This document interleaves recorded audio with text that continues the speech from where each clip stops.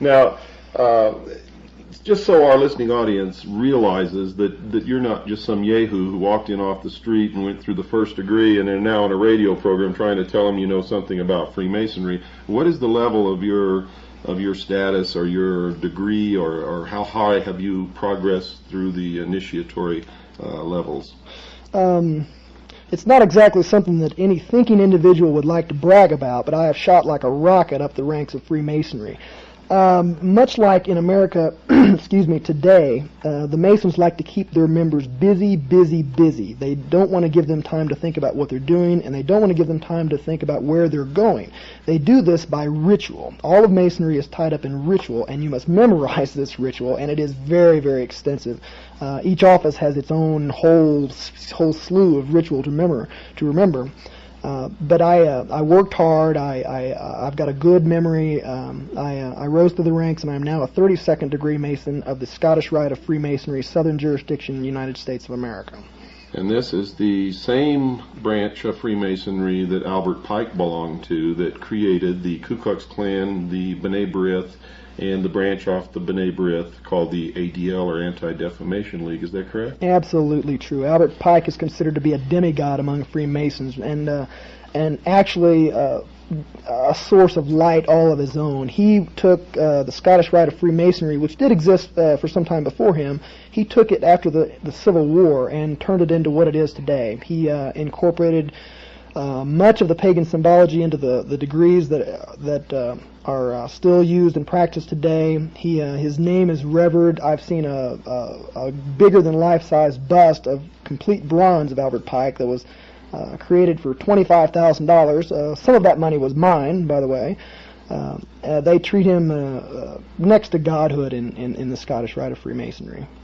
Were you aware that Albert Pike was in constant communication and in concert with Giuseppe Mazzini in creating, not only creating, but Albert Pike at one time was the Sovereign Grand Commander of all Freemasonry in the world, and operated in concert with Giuseppe Mazzini in control of what we now know is the world body known as the Illuminati?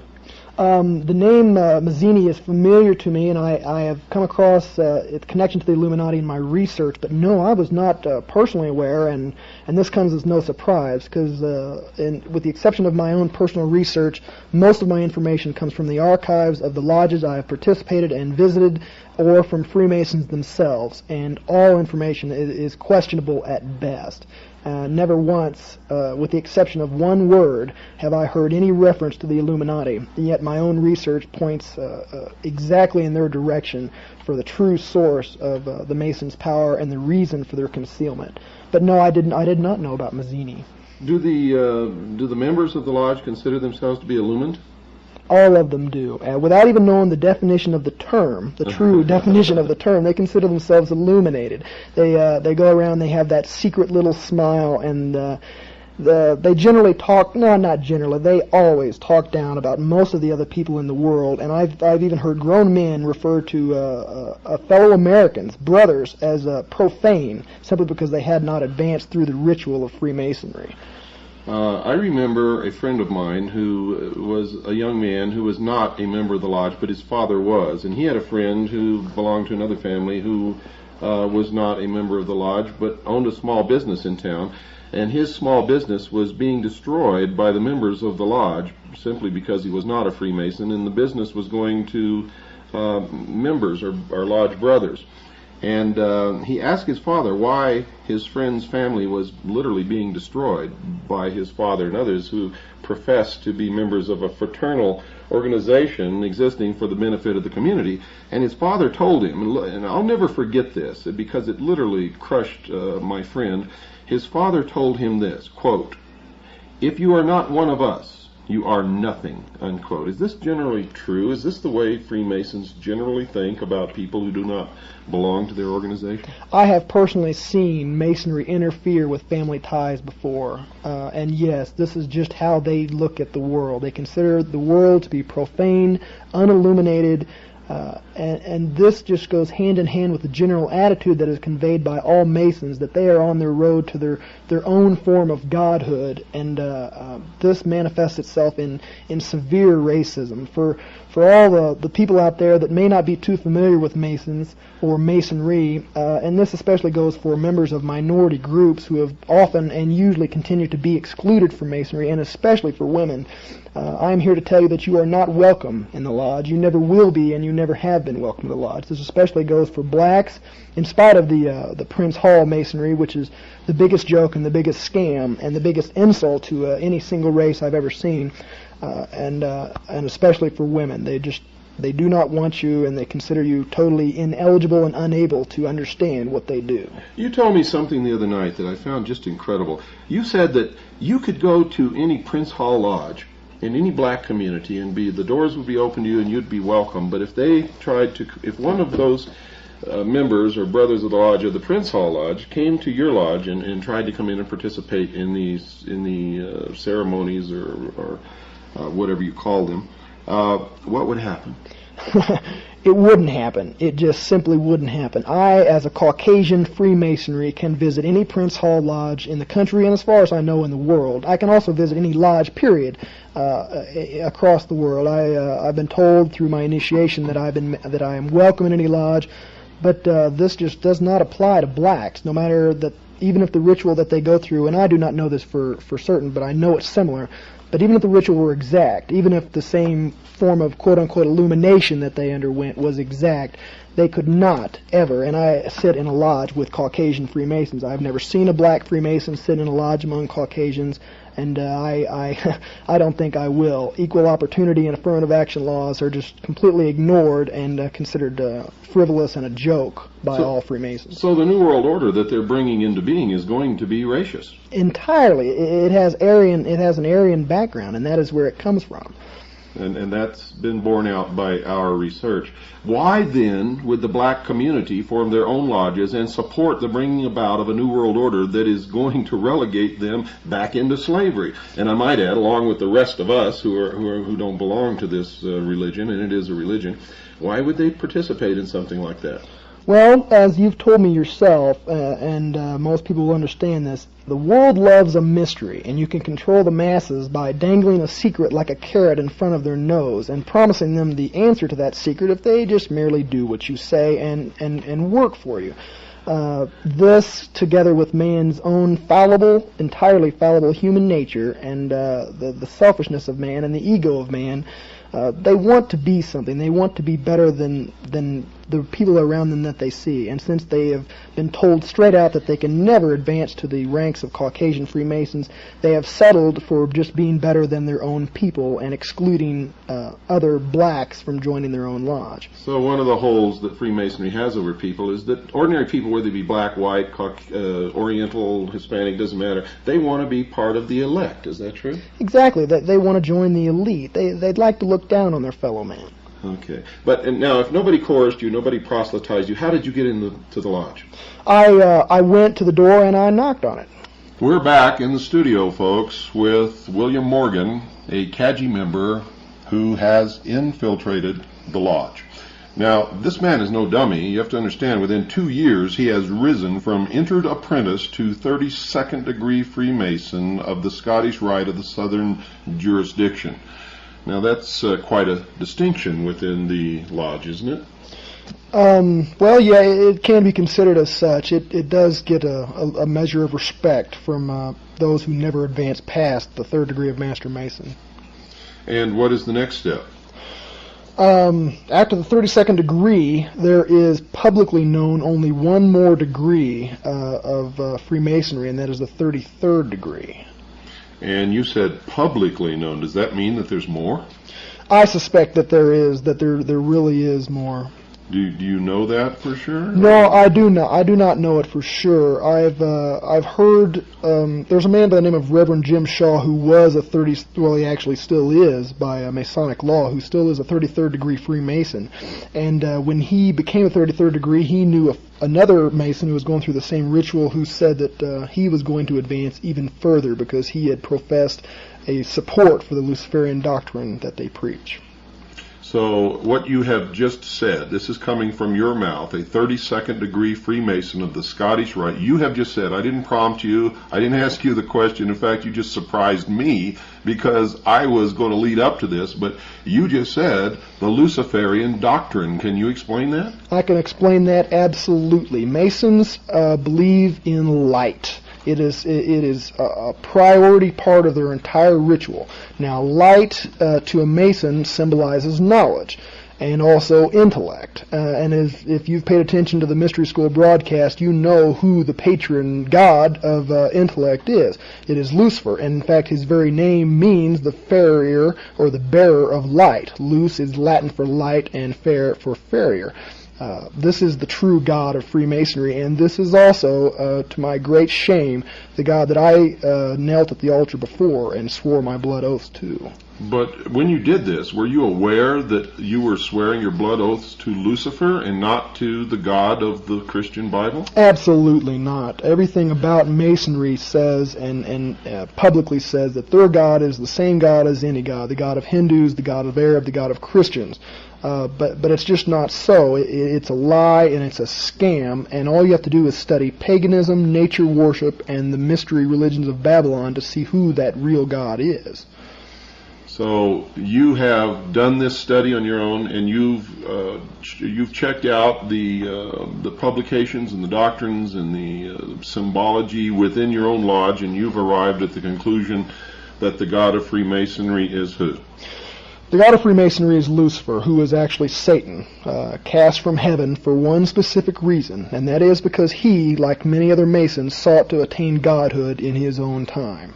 And isn't that really the goal of Freemasonry, is by their works they will become God? Exactly. It is a matter of works. Salvation has nothing to do with it. There is no repentance of sin, and in their minds mankind was never separated from God, but is able to be an equal to or superior to God.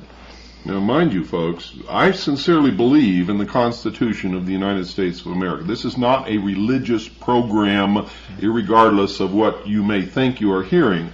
And I'm not making judgment on any of this whatsoever. I believe that anyone has the right, under our Constitution, to worship at any altar that they wish to worship at. I do not agree with this Luciferian doctrine. I do not worship at that altar.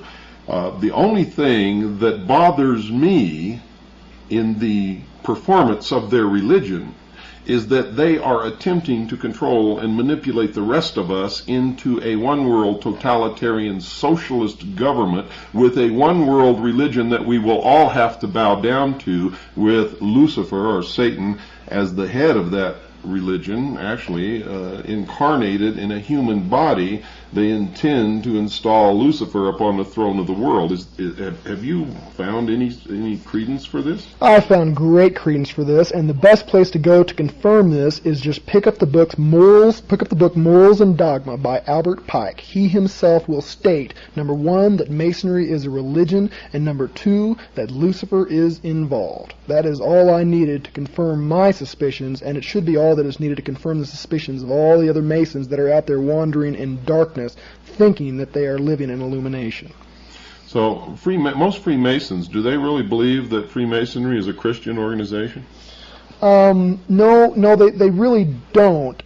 They may themselves be Christians, and most in America are, but it is a strict rule and law of the Lodge, written into their own constitutions, that no discussions or debates concerning religion or politics ever be brought into the Lodge. They do not want your Christianity broadcast. They do not want it mentioned at all. In fact, I have a personal friend of mine who is a police officer in the Lodge, of which I'm a member, and when he was asked in whom he put his trust, he said the Lord Jesus Christ. And from that day forward, even though he's a law enforcement officer and vitally important to the New World Order, he has been ostracized, and he has been left out of many of the activities that got me to where I am in the craft today. And I do not think that he will be even allowed to progress any farther because of that. In fact, I think you told me the other night that that was the first time that you had ever heard the name of Jesus Christ mentioned in that lodge ever. And is that true? Absolutely. Or any other lodge, or any Masonic publication, or any writing, or even any words out of another Freemason's mouth. It is just not part of their vocabulary. In fact, I have very firm beliefs that the name itself brings actual pain to their ears. Isn't it a fact that they believe they're going to be an integral part of this New World Order, however most of them really will not be? This is the great joke. This is the punchline to the whole affair. They believe and see themselves as the priest and the priesthood of the New World Order.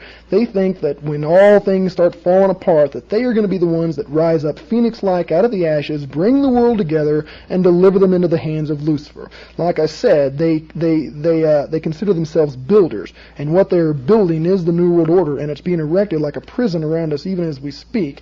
And the capstone, and you ought to take a look at the Great Seal of the United States to get a feel for this. The capstone of the New World Order, of the building that they're creating, is actually Lucifer himself. And isn't that the symbol of Lucifer, the all-seeing eye above the pyramid, the symbol of light? It actually began as the symbol of the sun, which was the symbol of the light, which was the symbol for Lucifer, and over the years it evolved into an eye. Christians are told that is the eye of God, but nobody ever bothers to ask which God or who. What's the name of this God? And if a Muslim were to ask in the Middle East, they would say it's the eye of God, and they would think that it was the eye of Allah. And in the Far East, somebody might think it was the eye of Buddha. But this is never explained. In effect, it really began representing the sun and became the eye. The sun has always been the representation of wisdom or the intellect or knowledge, which is all the Luciferian doctrine. It is the symbol for the light, Lucifer, the fallen angel, the Luciferian philosophy. These are facts. This is just the way it is. I'm holding in my hand this very moment an official Masonic medallion that is handed out to many Masons as a gift, especially at entered apprentices. At the very top, and taking up the main position in this medallion, is the all-seeing eye. And this eye is, just as Bill Cooper has said, a combination of the eye of quote-unquote God, and I stress that quote-unquote more than any other, and also it is the sun. It is a symbol of sun worship. The eye that I'm seeing, the lashes on the eye on this medallion that I'm holding, are actually the rays of the sun coming down to illuminate the fellow Masons. It is more than just a religion, as Albert Pike has professed. It is the oldest known religion. It is a pagan religion of sun worship. It is nature worship, and it is incredibly dangerous to free-loving people everywhere.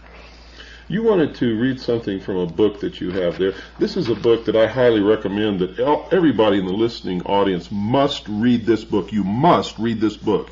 You can find it at most religious bookstores, Christian or otherwise. They usually stock it. It's called The God Makers. The God Makers by Ed Decker and Dave Hunt. And let me see who the publishers are here. Harvest House Publishers, Eugene, Oregon, 97402. That's Harvest House Publishers, Eugene, Oregon, 97402. Again, the name of the book is The God Makers by Ed Decker and Dave Hunt.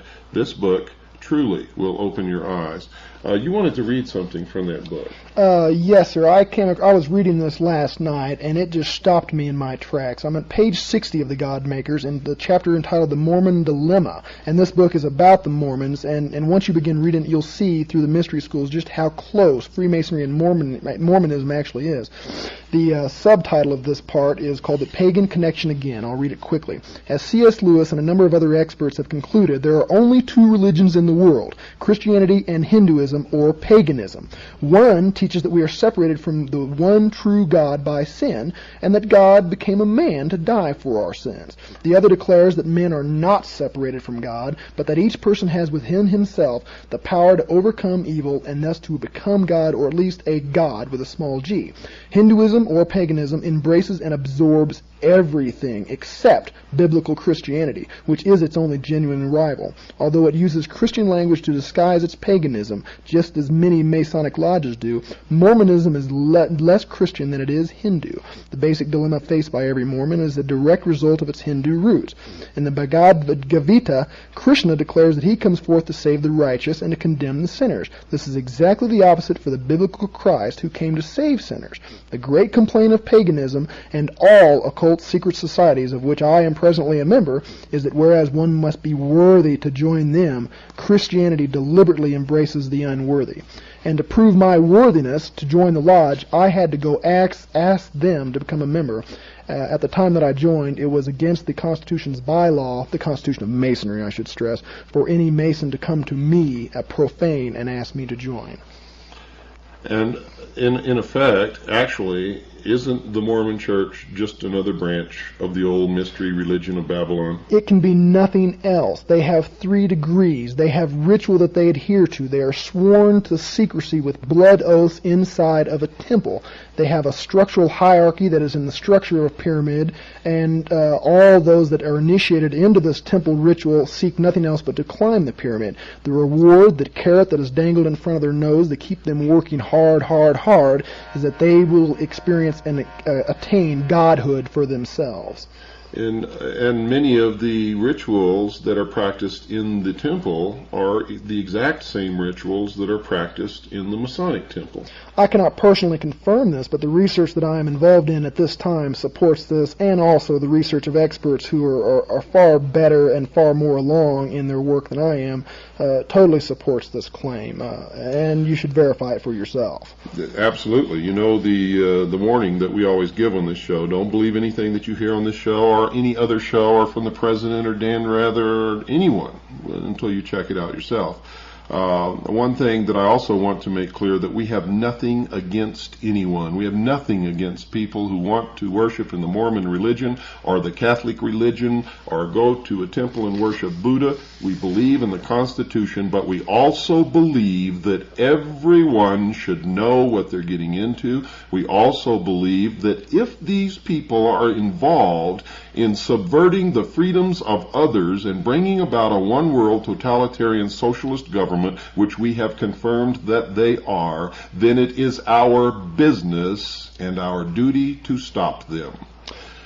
Bingo, Bill, and you've hit upon something that is a catch-22 for all Masons. Part of the blood oath says that you can never, and you must swear this on penalty of very painful and bloody death, that you will never, ever release any of the secrets of Masonry to a member of the profane, to somebody out there in the big world. But when you become a Mason, and as I did, I always ask questions wherever I go. I asked some hard questions, and I got nothing. There were no answers forthcoming. They looked me straight in the eye, and they said, "I can't tell you." How do you rectify what you're doing on this show with the oaths that you took saying that you can't do this? Well, we've discussed this, and I have had some personal dilemmas that I've had to face, but I genuinely believe that when they do not tell me the whole truth about what I'm getting into, in fact, when they deliberately mislead me and deceive me about what I'm getting into, that must totally invalidate the contract or the oath of which I've sworn. It just cannot be any other way. They have lied, and I have been honest, and I have been forthcoming to them, but they have not returned it as such. And I found myself in the same position, folks, because when I was in the military, and specifically with the Office of Naval Intelligence, I had to sign security oaths saying that I would never talk about anything that I was involved with. But later, when I began to realize that I was going to have to, I also understood that the only things that I would talk about were those things that the intelligence community, the military, those in the government were doing to destroy the sovereignty of the United States of America, the Constitution, the Bill of Rights, and to bring about really a traitorous new government, the New World Order. and that I was not going to be involved in any traitorous activity, and my first and only loyalty was to the Constitution and the Bill of Rights of the United States, and not to some phony manipulation called a security oath, which many people are trapped under, thinking that they cannot talk about many of the things they participated in that are actually destroying this nation, destroying the Constitution and the Bill of Rights. These people are traitors, and I could not be a traitor, nor will I ever be. What do you feel about this new world order that's coming? It makes me want to vomit. You're absolutely right. They are traitors. They have turned their backs on their people. They have turned their backs on their country. They have turned their backs on their family. They are living a lie, and it's not going to turn out exactly how they think. They are like the cops, the police officers in America that are deliberately destroying the Constitution and treating their own people as an enemy. They can't be a cop forever. Neither can you be a practicing Mason forever. One day that protection that you cherish so much must end, and when it does, it will turn around and it will gobble you up like it's gobbling up so many other people right now.